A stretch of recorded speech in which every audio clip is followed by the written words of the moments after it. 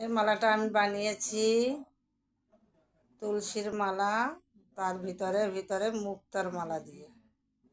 কেমন হয়েছে মালাটা সবাই বলো।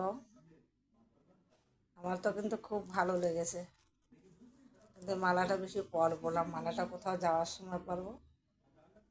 হ্যাঁ, আজকে বানিয়েছি তো একটু দেখাচ্ছি মালাটা কেমন হয়েছে, দেখো সবাই বলো। আমার কিন্তু ভীষণ ভালো লেগেছে, আর ফটো না করে পারলাম না, কারণ মাঝে মাঝে মুক্তার মালা তো, আর মালাটা একদম দেখো মুক্তার মালাগুলি সারি সারিতে আছে, আর তুলসীর মালাগুলি একটু বড় বড় মোটা মোটা দিয়ে বানিয়েছি, তার জন্য আরো ভালো লাগছে। মালা একদম মুক্তার মালাগুলি একটু ছোট ছোট আছে তো, তো মুক্তার মালা হিসাবে ওই মালাটা একটু, তুলসীর মালাটা একটু মোটা মোটা ডাল দিয়ে করেছি। আমি নিজে মালা গাঁথা শিখে গেছি, আপনি आपको प्राउड ফিল করতেছি। Okay bye.